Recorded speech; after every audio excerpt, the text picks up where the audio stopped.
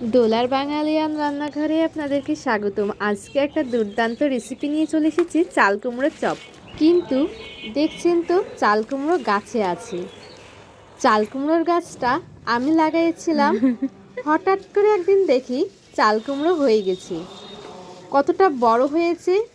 ছোট থাকতে চাল কুমড়োটা পেরে নিয়েছি।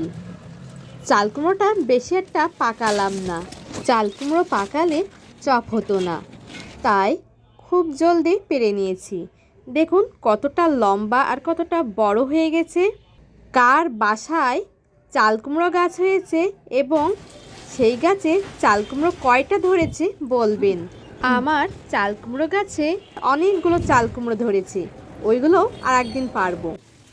সুন্দরভাবে কেটে নিয়েছি পিস পিস করে, এবং একটু চিকন করে কেটে নিতে হবে যাতে পাতলা হয়, সেই দিকেও লক্ষ্য রাখতে হবে। বেগুনের চপ খেয়েছেন, আলুর চপ খেয়েছেন, এখন খাবেন ভিন্ন ধরনের চাল কুমড়োর চপ। তাহলে দেখুন কিভাবে চাল কুমড়োর চপটা করে নিচ্ছি। প্রথমেই কিন্তু লবণ দিয়ে চাল কুমড়োটা খুব সুন্দর করে মাখিয়ে রেখেছি 10 থেকে 15 মিনিট। তারপরে নিয়ে নিয়েছি চালের গুঁড়া আর ময়দা, 1 চামচ হলুদ আর 1 চামচ লবণ, আর সাথে নিয়ে নিয়েছি শুকনা মরিচের গুঁড়া পরিমাণ মতন। যতটা ঝাল খেতে চান ঠিক ততটাই নিতে পারবে। অল্প করে জল ঢেলে নিচ্ছি যাতে ঘনত্বটা ভালো হয়। একটু মোটা মোটা ঘনত্বটা হতে হবে, বেশি তরল আর পাতলা হলে কিন্তু চপের গোলাটা ভালো হবে না। এখন এক এক করে লবণ মাখানো ছোট পিস পিস করে কেটে নেওয়া চাল কুমড়োটা গোলার মধ্যে দিয়ে নিচ্ছি। এপিট ওপিট করে গোলাটা কিন্তু ভালোভাবে মাখিয়ে নিতে হবে। ঘনত্বটা কতটা মোটা হয়েছে এইরকম মোটাটাই হতে হবে। কড়াইতে তেলটা সুন্দরভাবে গরম করে নিয়েছি এবং পরিমাণ মতন ডুবন্ত তেল দেবেন। গোলাটা মাখিয়ে চাল কুমড়োটা তেলে দিয়ে দিয়েছি।